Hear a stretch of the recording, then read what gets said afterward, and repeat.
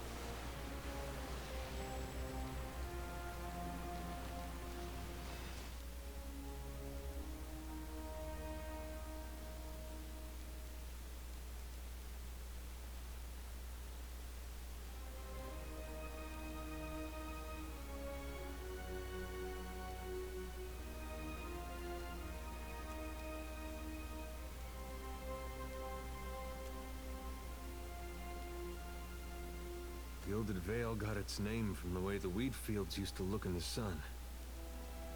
But this place really is gilded. Might as well be a different world.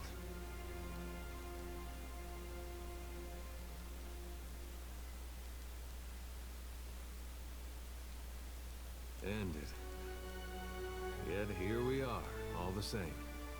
These great people got a funny way of passing on. They disappear from the world, but leave their problems behind for the rest of us to deal with.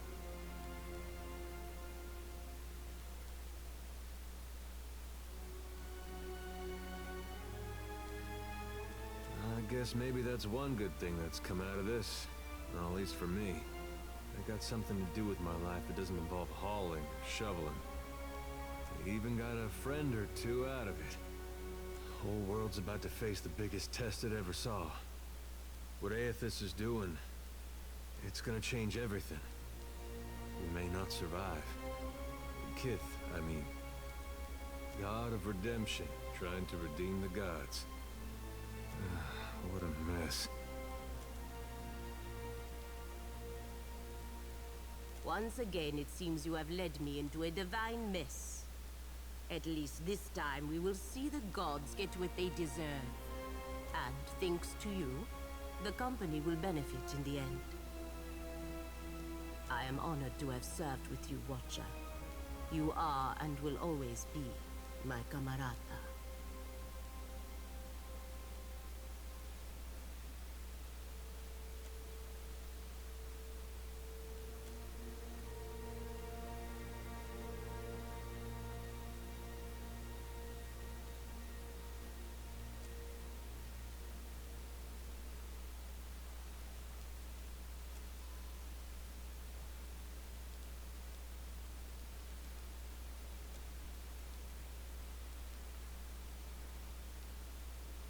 Let us go.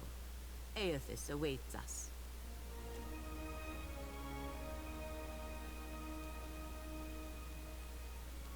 So, here we stand on Lost Ukaizo.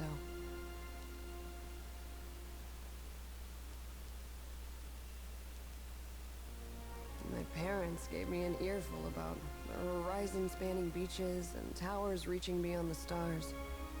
All I can see is good folk tussling over a wasteland.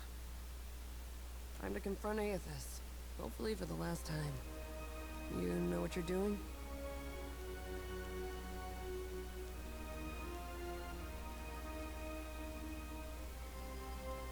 No time to waste then. I'm about as ready to confront a god as I'll ever be. We're doing good work here. Setting foot on Ukaizo is a statement that no one can ignore. You should be proud. Captain, I don't know what's gonna happen to us, but I want you to know that I'm not scared, and I'm glad you're here with me. I know we can, Captain. We're good like that. Go give the green boy a piece of your mind.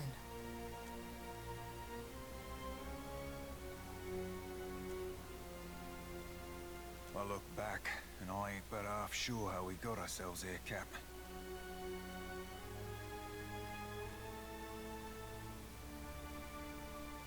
I've half a mind to be giving the damn things up. Coming out here lean and lonesome, sailing us through that mother of storms, landing us here, wherever here be.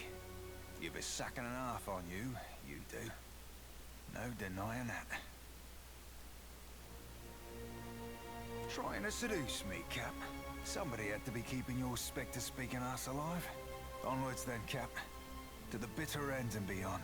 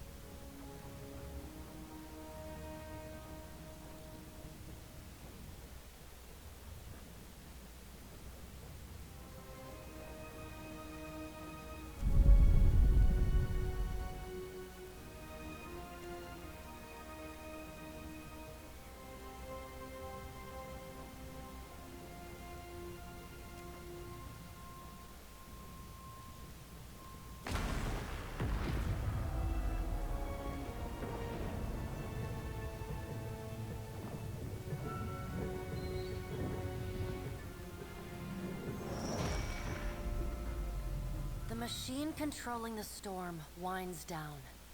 The clattering of its machinery settles into a low whir and then, at last, hiccups to a halt. Beyond the tower, the black, roiling clouds of Andra's mortar roll away from the ancient city of Ukaizo, with only a tired sigh of wind to see them off. And on that last breath of wind, comes to you a familiar sound. The ring of a bell. The bell's ringing is soft, not the clangor and torrent you've grown used to. It calls to your soul, and your soul yearns to follow it. Your soul flees from your body and into the beyond, chasing that sound. It leads you at last to Bareth's realm, to that cold platform and room of endless doors. Watcher, your journey nears its conclusion. The pallid night stands before you, her gaunt face impassive. That will depend on the will of Kith, whose desires are ever in flux. Soon you will confront Aethys for what will likely be the final time, and you will do so as the Herald of Bareth, the only creature on the face of Eora to whom he will listen. Remember that. The pallid night inclines her head to you, black hair hanging lank in her face. She steps back and cedes the floor to Helia with a small, resigned sigh. If Aethys truly intends to go through with his mad plan to destroy the real, a generation's worth of souls will be trapped in the in-between. So many would suffer. How can Aethys be so cruel? He cannot just abandon them. Aethys must help the Kith find a quick solution. Abaddon strides forward. Aethys thrust this crisis on the Kith. They did not bring it upon themselves. Their only mistake was entrusting us to watch over them. Who will help them rebuild their world now? Aethys will reveal every secret of the gods. Will Kith be able to change the established order if they have no wonder to inspire them? Aothas must help them resolve this quickly, lest every one of Eora's few remaining mysteries be laid plain.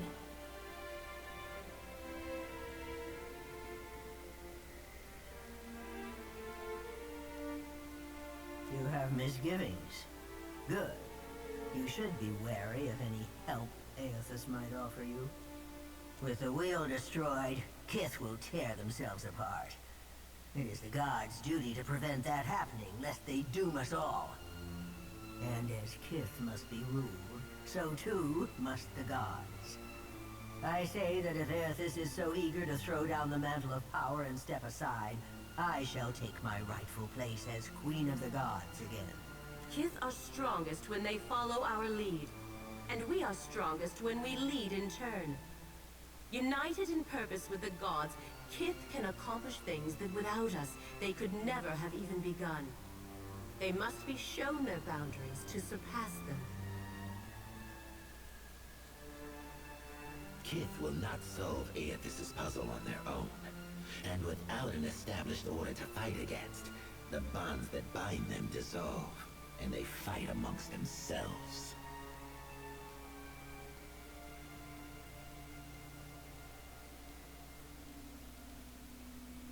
Boudica's firm hand is but the motherly smothering of Helia by another name.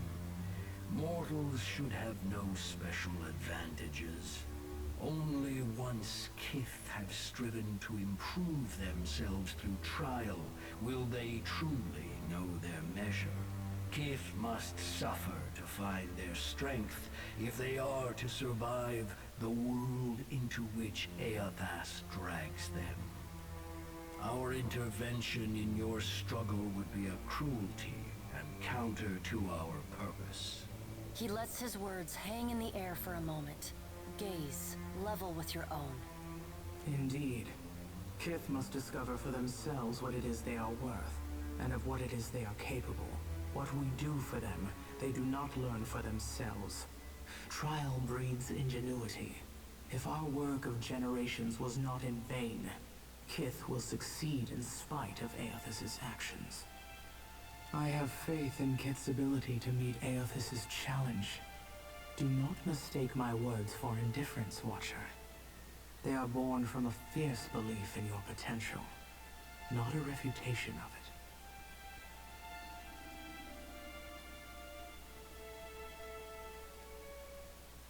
Margaret is blinded by her affection for mortals. She does not see that entropy is the destiny of all things. If Aothas were wise, he would destroy everything. End life. End reincarnation. End death. Kith have had their chance. It is time to let silence reign. As Rimmergon's words fade, the Pallid Knight returns. She no longer towers over you, a giant even among the gods, but meets you at your height. She lets the arms crossed over her chest fall to her sides. She speaks to you openly, plainly, an expression almost like tenderness, turning up the corners of her lips. Well, Watcher, you know where we stand. What do you believe?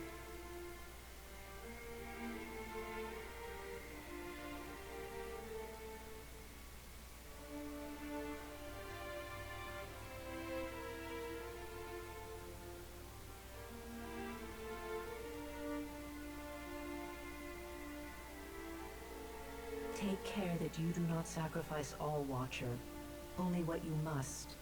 The things you stand to lose, lives, institutions, beliefs, you may lose for good. Now the time has come for us to part, Watcher. I laid upon you a difficult duty. You will be free of it in time, but not now. You have work to do yet. You are no stranger to hard choices. You killed Theos, and when his soul was laid bare before you, you chose to return it to the wheel. You made his memory his penance. Remember the strength it took to make that choice, and know that you alone may sway Aethys now. When you stand before him, choose your words carefully. She claps her gauntleted hands together, and a sound like thunder rumbles through the room. As the floor crumbles and falls away beneath you, you hear the sound of a single bell ringing, and beneath it, the faintest whisper.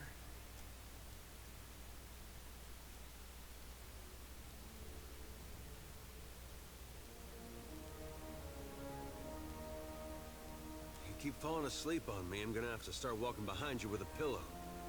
Oh, by the way, the storm's gone. Also, I think Aethys has ended the world.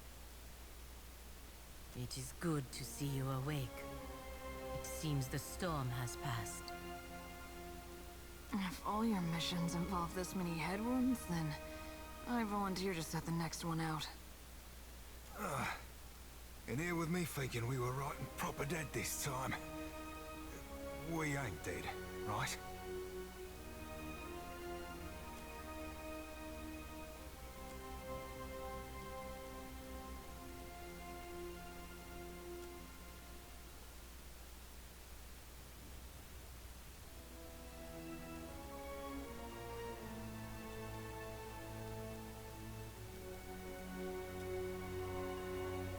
I'm here.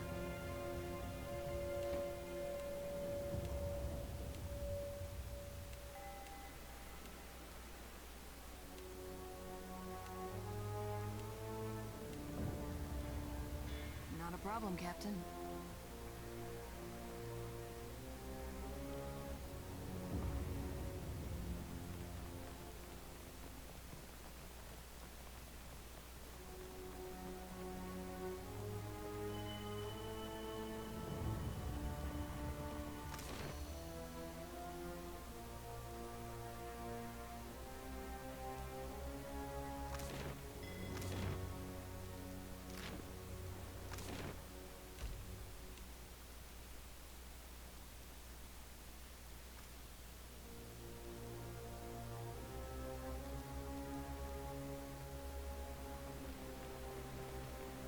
So now it comes to this, amigo.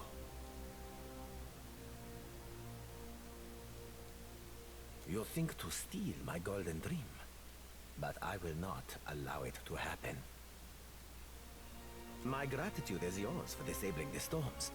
It seems I did not require Rivan's ship to reach Ukaizo in the end. Not on your soul. I have waited for this, Casita, for far too long. Until the next life? Nor perhaps not, considering.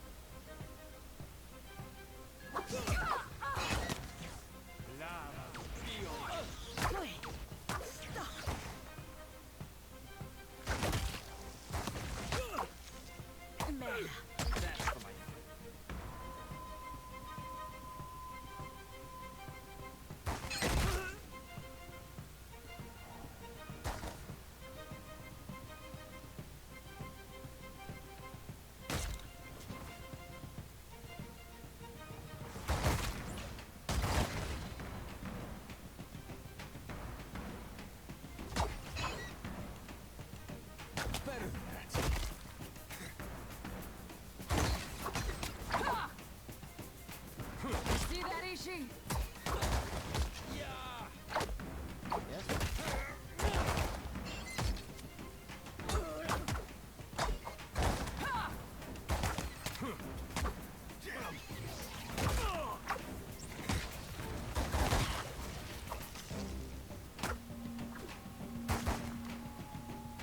Right between the eyes.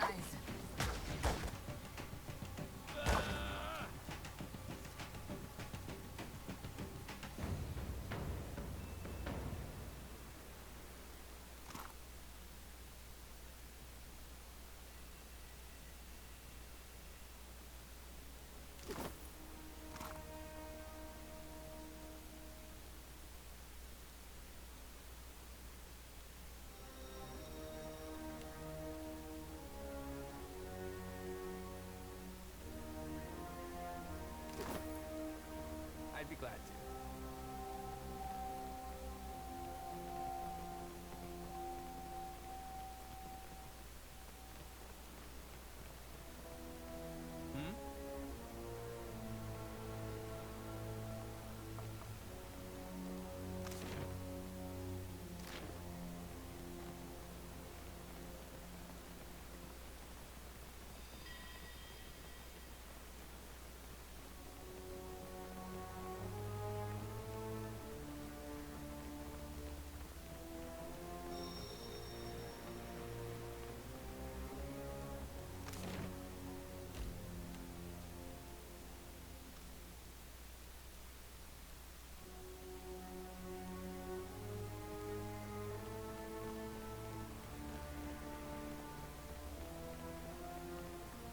Back on your feet, sailor. Absolutely.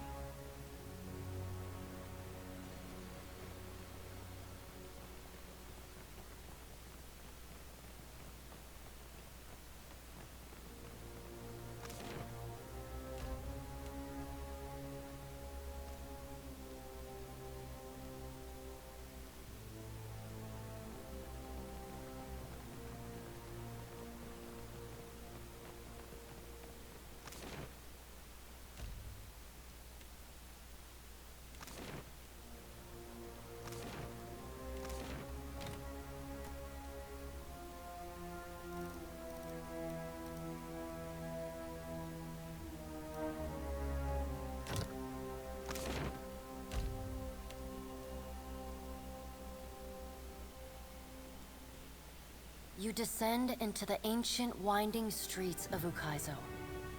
Battered by storms for thousands of years, the ruins bear the marks of their role as the lone witnesses of the god's great secret at the center of the city. The houses and boulevards are pierced by great spears of luminous Audra. There are no ashen bodies, no birds, no sign or sound of any life. But with every step, the rhythmic pounding in the distance draws nearer. Soon, you can feel the vibration traveling up your spine. As you approach the center of the city, the weathered architecture gives way to more luminous Audra, piercing the ruins, eventually overtaking them entirely. Cresting the top of a fallen tower, you finally get a clear view of Aethys. He stands, legs astride, next to a great stone monument ringed with 11 cavernous alcoves. All but 3 hold a gargantuan skeleton, bones scrubbed clean by the city's storms. An immense Anguithan machine floats above the monument, suspended by invisible energy emanating from a well of light beneath it. Great brass rings spin around a core of metal and Audra at the machine's center. Periodically, Aethys's massive arms swing back. The movement alone is enough to draw great gusts of wind toward him. When they come down on the machine, the impacts are accompanied by eruptions of electricity, fire, and smoke. The hundreds of luminous Audra pillars across Ukaizo sympathetically dim in a rippling wave that spreads out from the machine. The only safe route to the god is a steep ascent along a monstrous pillar of luminous Audra. intertwined with fragments of Ukaizo's ruins that it has carried through the centuries. The pillar bends in a long arc, towering above the machine. The pillar levels out near Aethys's head, a silent observer to the destruction of the machine it has grown beside over thousands of years. You weave your way along a treacherous, rain-slicked path up the pillar's skyward side. As you arrive at the top, you catch Aethys's attention. Fist pulled back, he pauses to observe you. With the same gentleness he showed at Ashen Maw, he lowers his arm and turns toward you.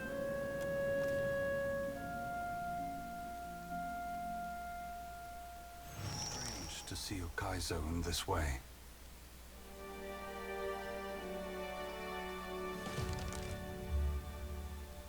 It may be hard to picture, but this city was once full of life.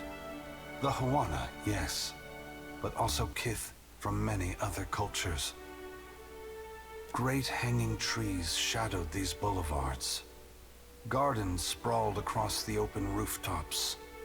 Each spring, a festival procession would wind its way from the hillside into this valley. The celebrants would pass through a steep walk among the stalls of foreign merchants, flowers falling upon them from all sides. All people of all nations, together in a celebration of new life.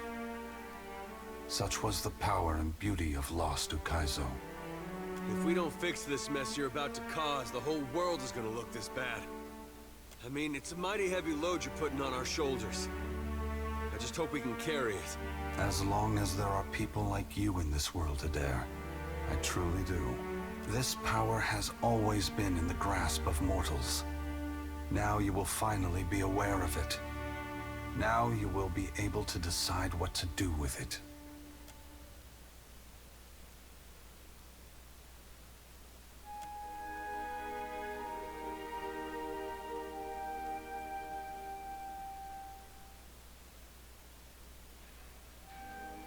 A wise question, Seraphim. Have no doubt, some of the gods are already trying to figure out a way to fix this on their own. It is not beyond their capabilities. After all, we made these machines with the Huana many years ago. But it is not something they can do easily.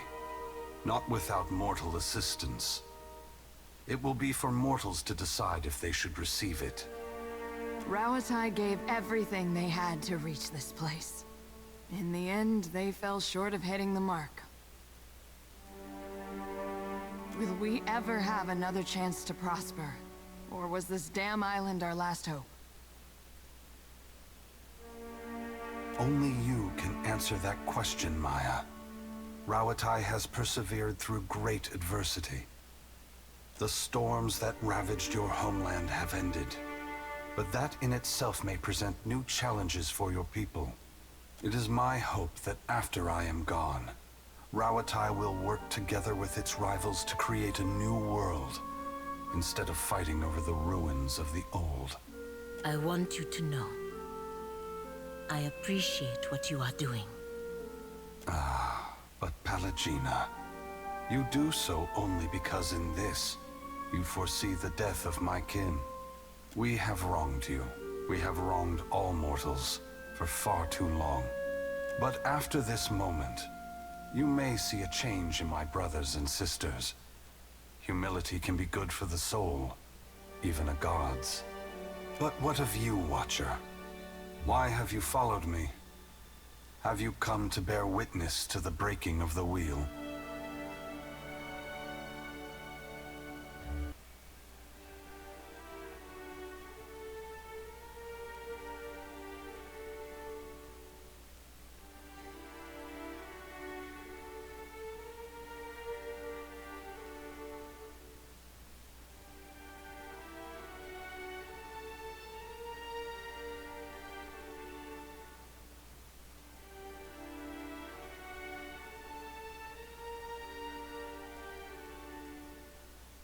And you believe I should give my strength to one of them?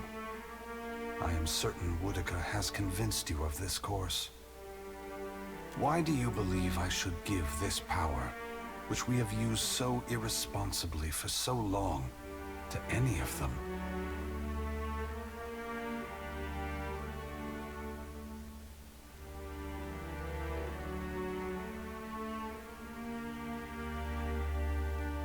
They very well may go to war.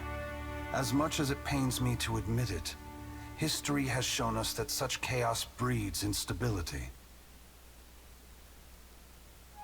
You have convinced me, Watcher. The gods do need a strong leader. I will ensure they have one after I am gone. I must attend to my final work now. I cannot delay any longer. You have carried a heavy burden across the Deadfire, Watcher. Before I go, I would rid you of it.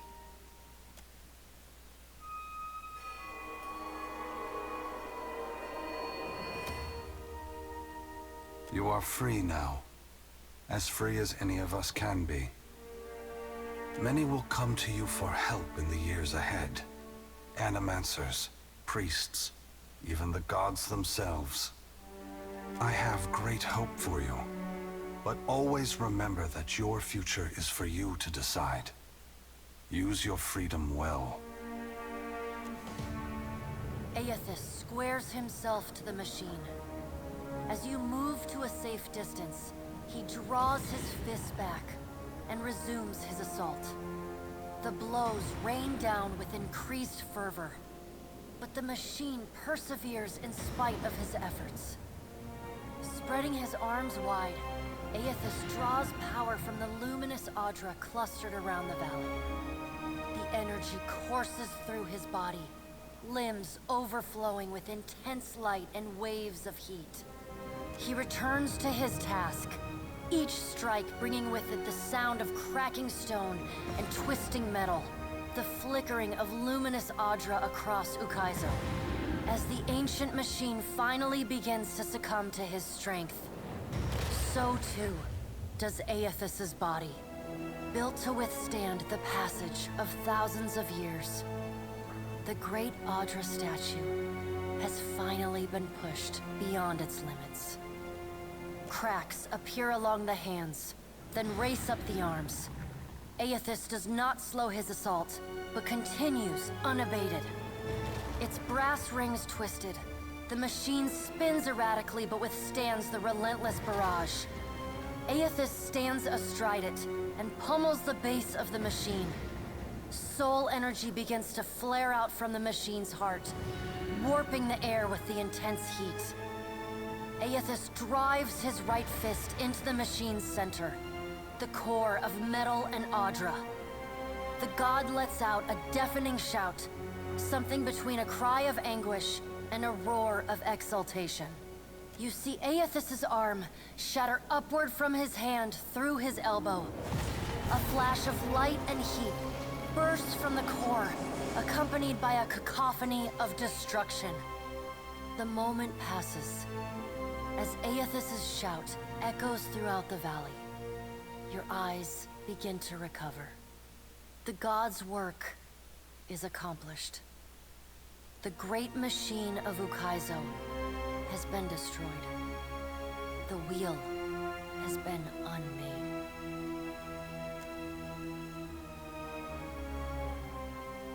As Aethys's voice fades, the enormity of what you've accomplished sinks in. You have confronted a god.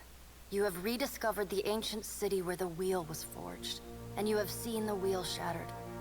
What comes next is uncertain, but already the legend spreads of the Watcher, who survived Andra's mortar and stood toe-to-toe with Aethys.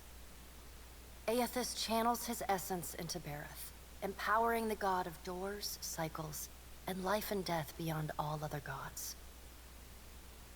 Bareth vows to maintain peace and order in the here and the beyond, while Kith labor toward a solution. The other gods, for the time being, submit.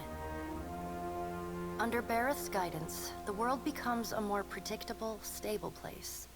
Seasons fall into a disturbingly regular rhythm. and wars, famines, and natural disasters dwindle. But so too do surges of prosperity and innovation.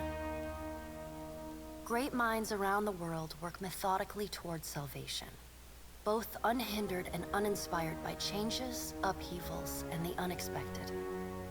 In reaching Ukaizo and facing Aethys, you have accomplished the impossible. And you have done it without the assistance of the great powers of Deadfire. Your feats capture the awe and imagination of a world that needs heroes more than ever. Some say your intervention prevented Aethys from a far worse act of destruction.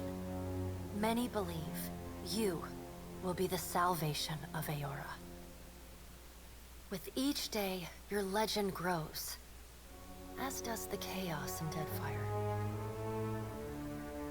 Ukaizo remains unclaimed, and the Efekia Channel becomes the site of a near-constant battle as the Huana and the Rawatayans vie for control of the unprotected island. The Rawatayans rely on their cannons, and the Huana call forth massive waves and beasts of the deep to sink their foes. And while they chip away at one another, the Valians and the Principi pursue their own ends with increasing abandon. Emboldened by their rivals' distraction, the Valian Trading Company seizes territory and mines luminous Audra at a startling pace. Huana villages are left at the mercy of unscrupulous speculators, and resource-rich islands are swarmed and stripped. To support their operations, the Valian Trading Company begins shipping ever greater quantities of supplies and luminous Audra to and from the archipelago. This attracts the attention of the Principi, who target these ships with increasing aggression. The promise of fat prizes draws even more pirates to their ranks. The Rawatayans, as well as the Huana, are too busy to stop them. The mysterious deaths of Governor Clario and Storm Speaker Ikawa provoke hostilities between the Valian settlers and the Huawan residents. What starts with angry words escalates to retaliatory killings as each side blames the other. By the time anyone bothers to question the strange coincidences surrounding their deaths, including reports of a cloaked Omawi woman seen in both the port and the village, both sides have gone too far to turn back. As the balance of power changes in Deadfire, so too does Nekataka transform. With the major powers at one another's throats, Nekataka becomes a maelstrom of chaos. Spies and smugglers follow the flow of refugees into the city, where violence is commonplace. Ukaizo remains the coveted prize, and Nekataka fades into an afterthought. The Kahanga leadership takes responsibility for the welfare of the Raparu, and the Gullet starts to improve. What was once a den of crime, poverty, and illness slowly becomes a quiet haven for the Raparu. The loss of Skiarilifus's essence weakens the Water Shapers Guild. Their power wanes and their influence fades. The art of water shaping survives as an arcane curiosity. Your brief encounter with Letharn proves deeply influential for the children of the Dawnstars. He comes to recognize his nightmares and the scene at Hisango as Aethys's final warning to his people. Unite in strength and faith, or perish forever. As word of Aethys's deeds at Ukaizo spreads, his fellow Dawnstars take this message to heart. As Aethys pours his essence into Bareth, so too do the children of the Dawnstars pour their faith into the god of doors and cycles, life and death. Some pray for guidance and order. Others take it upon themselves to enforce it. They sharpen their scythes and sickles to defend the peace they have been granted. They failed Aethys before. They will not fail Bareth now. Ruanu, the chieftain of the Huana at Tikawara, dies mysteriously. The tribe finds his body washed up on the same beach where Anaharu challenged him to the trial of waves. Some blame Anaharu's vengeful spirit. Others see it as Ngati's final judgment. And a few speak of a strange man seen lingering in the village. The leaderless tribe eventually scatters, Some head to Negataka, while others seek out the Wahaki. Ships continue to disappear at the southeastern fringe of the archipelago, and stories circulate of a colony of vampires and gulls preying on their crews.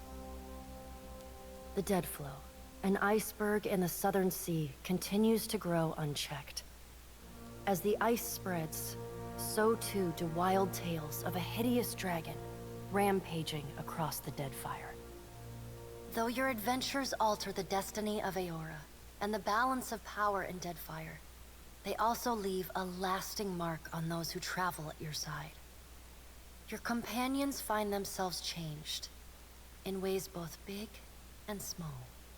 In the days sailing back from Ukaizo, Adair keeps mostly to himself, reflecting upon the new, fragile existence his god has forced upon the world.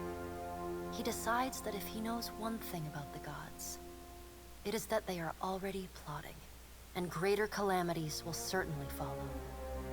Ultimately, he chooses to remain with you on the Defiant, knowing if any mortal is to have the final word in a conflict with the gods, it will be the Watcher of Cadnua.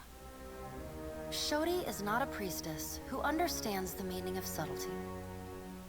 As such, she makes her girlish crush on Adair painfully obvious from the moment she first sets eyes on the strapping fighter. Early in your travels, Adair appears discomforted by her persistent flirting.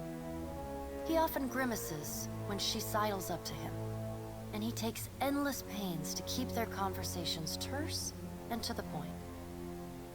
But after a little smoothing on your part to nudge them in the right direction, Adair makes an effort to view Shodi with an open mind. And Shodi begins teasing the veteran fighter in a more companionable and less amorous manner.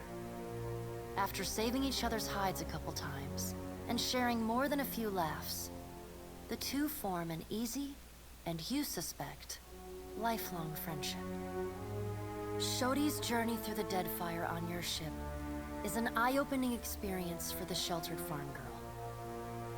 After many souls harvested, more lives aided, and much adventure had, the priestess declares her intent to rejoin her fellow missionaries at the Temple of Gon in Nekataka. Following a shy grin and an overzealous handshake, Shodi leaves you with an open invitation to visit her anytime. It is some months later when she pens you a missive. Can you hardly believe it? Her chicken scratch handwriting reads. Sawin sailing for distant lands. She's leaving me in charge of the temple. I've been named the High Priestess of Gon. Aloth renews his commitment to destroying the Leaden Key. With the wheel broken, loosening the god's stranglehold on Kith is more urgent than ever. It is a lofty goal, and one he does not expect to finish in his lifetime. But if there's one thing he's learned from the Watcher, it's that a single person can change the world.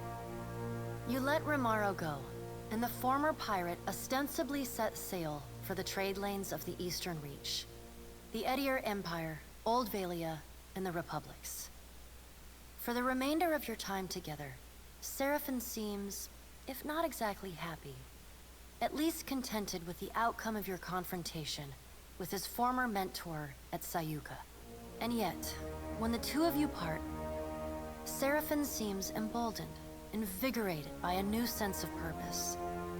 He buys you a drink, toasts to the Deadfire, says let's see if we can make something worth a shit out of what's left of these Principe swabs, and sets sail the next morning. In the years to follow, rumors occasionally reach you of the Blue Orland pirate of the Deadfire, a privateer captain as keen to free slaves or fight foreign influence as he is to plunder and pillage. The Valian Trading Company is initially furious when they learn that Pallegina had assisted the Watcher in claiming Ukaizo. In the chaotic aftermath, the company takes a more nuanced view of Pallegina's actions. The turmoil in the region allows the well-organized company to seize a number of valuable assets from their competitors. Though Pallegina is not rewarded for her actions, nor is she punished. The Dukes and Songreta agree to forget her support of the Watcher. She is quietly reassigned to duty in the Valian Republics, an order she gladly obeys. Despite her good fortunes in the Deadfire, Pallegina mourns the loss of Jackalow for years. She curses herself for not finding her friend sooner, for not protecting him from Captain Tutzadl and his crew. On a few lonely nights, Pallegina composes letters to the Watcher, asking what more they could have done to save him. They are never sent. Time away from the Navy gives Maya Rua some perspective on how Rauatai conducted the Deadfire occupation. No sooner does she return to active duty than she voices her frustrations over some of the more underhanded tactics she witnessed and carried out in the name of the homeland. Her voice carries all the way to the Ranganui, who reminds his admirals that battles are won by superior tactics, but war is a battle of precedent, and winning is not always a victory. The people listen. Though Maya's covert assignment in the Deadfire is considered a success, few claim knowledge of it or openly congratulate her. She receives no praise beyond knowing glances or the occasional raised tankard from her countrymen. She never responds. There's never enough free time to explore your mutual connection. Something about your bond feels unfinished. But as your paths diverge, you start running out of reasons to see each other. In your presence, she's always armed with a pleasant smile and lots of questions. Her embrace is full of warmth. If there isn't time now, someday there might be. She looks forward to seeing her brother again. So does Ashiza. The discovery of Ukaizo doesn't bring Takehu the answers that he sought, but this proves only a minor setback. Merely knowing that Ngati's chosen landed on the island ignites something in the Huana tribes, a fervent desire to recover the past and let history illuminate the way forward.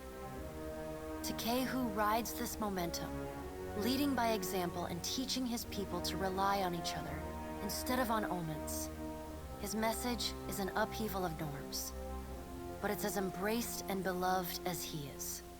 Your farewell is short and cordial. Nothing further needs to be said, and you wish each other well. Takehu does not look back. The sea feels restless in his absence. Your pursuit of Aethys and your journey to Ukaizo signal the end of forces that have shaped the lives of Kith and the course of nations. The cycle of reincarnation has been broken. The storms of Andra's mortar have calmed. Yet each ending promises a new beginning. As the sun rises over Ukaizo, Kith turn their gaze eastward, wondering at what lies beyond, and at the world they will fashion for themselves. As the Watcher of Cadnua and the former Herald of Barith, you return to your ship and begin the long journey home. You hope for calm weather.